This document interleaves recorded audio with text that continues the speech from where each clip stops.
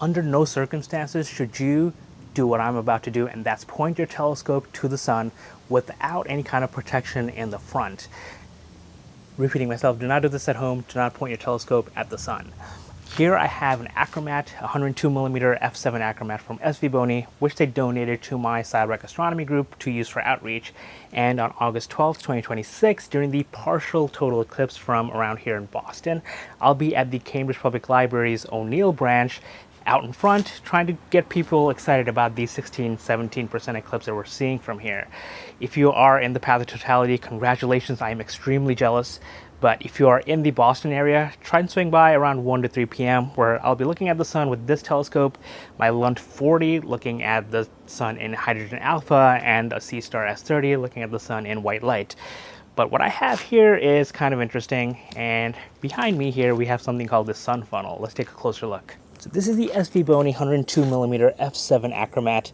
Nothing too special about it. The only thing that's special about it is that the only thing that really matters is that it has a doublet 2-element glass in the front and nothing in the back, so we don't have any dangers of a black back element heating up here. On top here I have something called a solar finder. So when I move this, you can see the shadow of the sun just moving in, and once that meets the little circle in the top here is when I know the sun is centered. But before I go into that, I want to show you what this thing is. So this is a sun funnel. There is documentation on the AES website where you can use that you can follow to make this. This is just a basic funnel. I got this from Harbor Freight, cost about $5 I think, and a 17mm eyepiece from SV Boni with a diagonal. Now everything here needs to be metal or glass. It cannot be plastic, so if you have plastic eyepieces, do not use them. If you're using a diagonal, make sure they're metal. Confirmed with SV Boni that this is all metal, all glass. Same with the eyepiece here that I'm using, is 17mm Plössl eyepiece.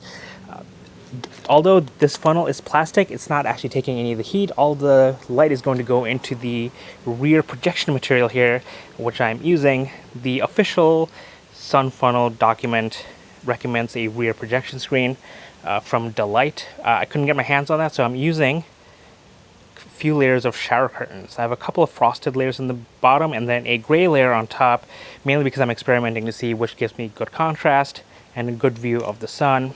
I have another one of these that I'm going to make with just fully gray shower curtain and see how that comes out.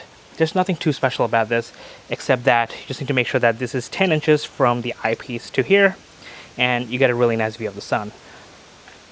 So what I'm going to do is, I'm going to point this to the sun. I'm not even going to look. I'm going to use my solar finder. I'm going to use the knob on this SV225 to try and find the sun.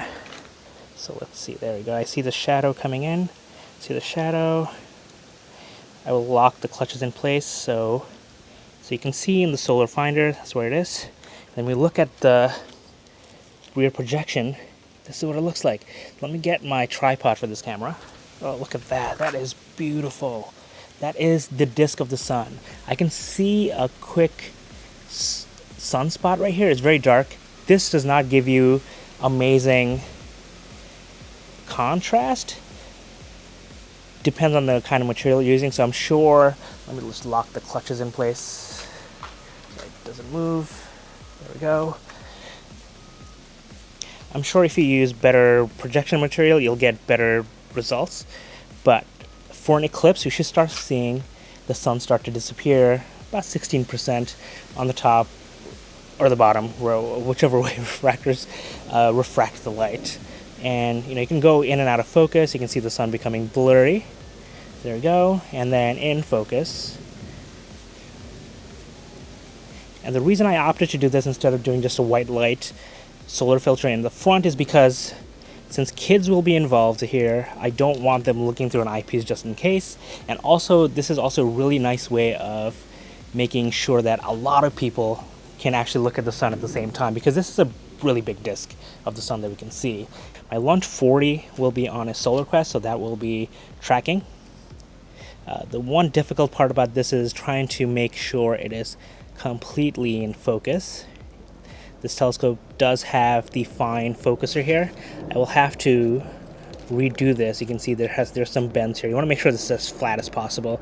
Otherwise you start seeing blurriness, soft edges, basically. Let's see.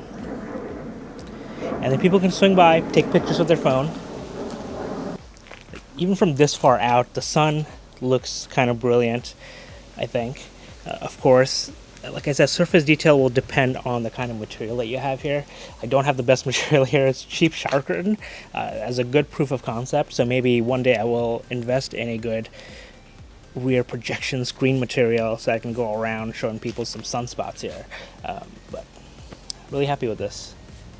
All right, best of luck with everyone with the eclipse, clear skies, and see you next time.